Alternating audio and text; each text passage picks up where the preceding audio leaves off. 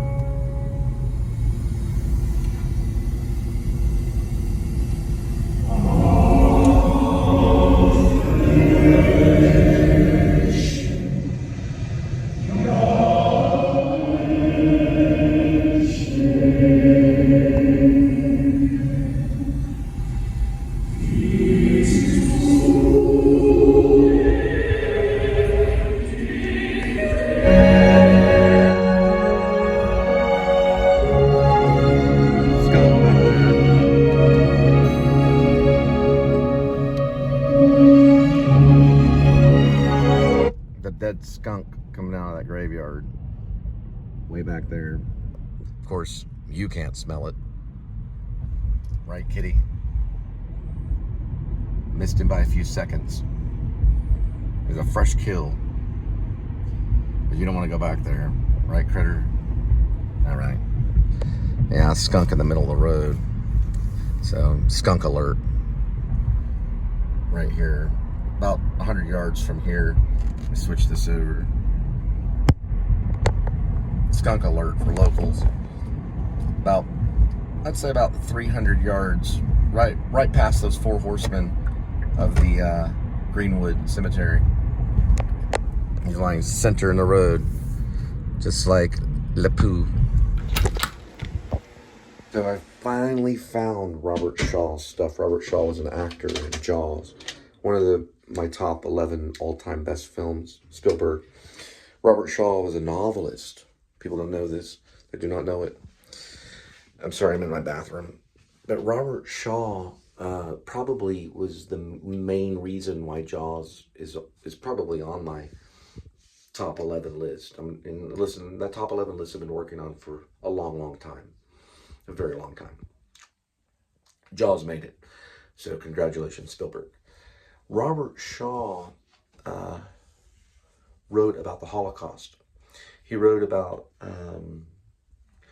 espionage and thriller series and stuff, almost kind of like a James Patterson maybe or something.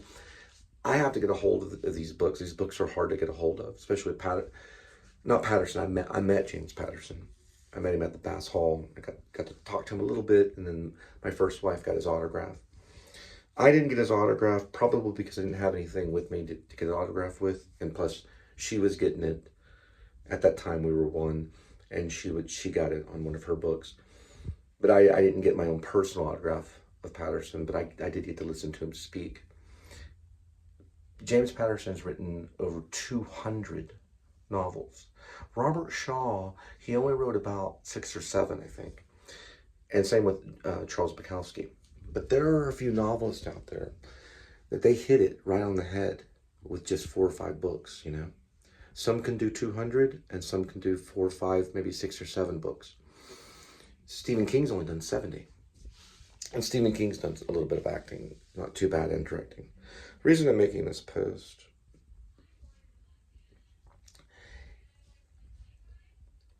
is because inspiration is required to set your life aside, forget who you are, and to tell a story. Inspiration is required. So when you see someone as good as Robert Shaw working, especially on the set of Jaws, which I wasn't there, but I seen the movie, especially the scene with Richard Dreyfuss. Some call him Dreyfuss, but Richard Dreyfuss, I call him Dreyfuss. And of course, Roy Scheider.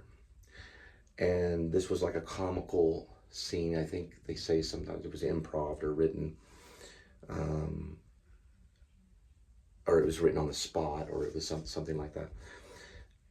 But when you see like that kind of magic happening, and then this guy also goes off on a typewriter and then writes like a novel. It changes you, because some actors are just dedicated to being in the moment, and they're dedicated with just life only. And then some can take that and do art. They can write a novel or or they can make a painting. Well, like David Lynch, he made all those paintings. And he did write a book as well. Some only write one book. But I'm about to write a scene for Rib or Dog Night Out, close parentheses, dash, Shepherds of Alaska. And I'm picturing Robert Shaw in some cabin with a typewriter, because we have computers. We have access to all the knowledge in the world right in our hands, and we can just access it immediately. But Robert Shaw, those types of writers, maybe even I could even say Stephen King, and probably even say Patterson, they didn't always have that knowledge available. It just all came from here. They say Shakespeare had no library. But we can access and do research immediately and get the answers that we need. So we have it pretty easy. I think ultimately I wanted to make some kind of esoteric or philosophical point. But this all comes together when it even goes back to when Margaret Mitchell was writing Gone with the Wind. The writer, and the writer has known this for more than 100 years, knows that there's always a possibility that his book, his novel, can be turned into something amazing, which is a movie. And that can change his life, and it can change everything. It's a dangerous, beautiful thing. It's a dangerous, beautiful thing, because his book becomes a massive empire, a massive, massive, powerful empire, a kingdom of storytelling. Or it can quietly sit on a shelf and wait to be read. Both are equally and massively honorable and glorious. Those two things. A book sitting on a shelf, quietly waiting to be read, and a book waiting to be made into a movie. Both are equally honorable and equally glorious.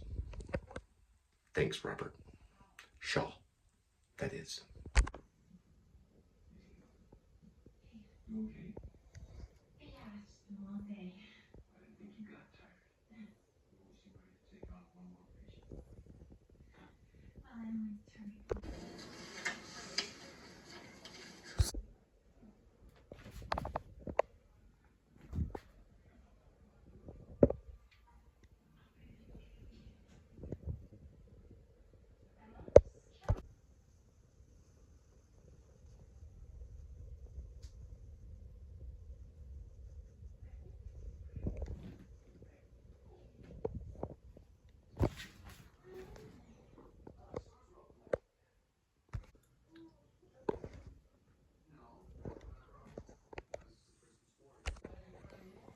Kitty's preparing to bite me, just like a bat, getting it ready. Little vampire kitty. We'll watch a little bit.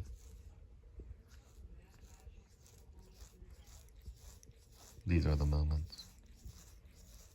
It's like sandpaper. Sandpaper tongue. Little vampire kitty. Getting ready to bite. Told you. Still want to be friendly. When you get too much loving, there she goes. Or it's actually he. This is Edmund. You pretty little baby kiki, you bird. Ooh, going for the vampire. Go for the vampire. Go for the vampire. Oh, he's being sweet only. Sweet only. He knows. The whole world's watching Kitty. Ooh, ooh, ooh, he's going for the back paw thingy. That little rhythm. Little drum. Little drum inside Kitty. Ooh, he's drumming. There he goes. Little fighter. You see, bro? Ooh, got that belly. Get that belly. You see, bro? You see, bro? Ooh, look at that, look at that. There it goes. You see, bro?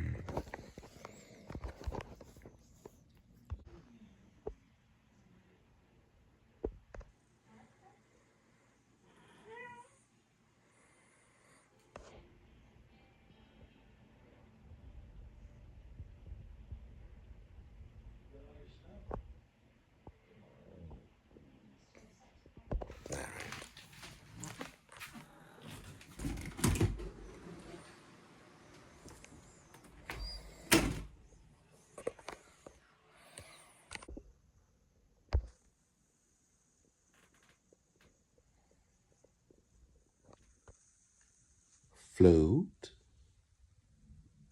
float, float.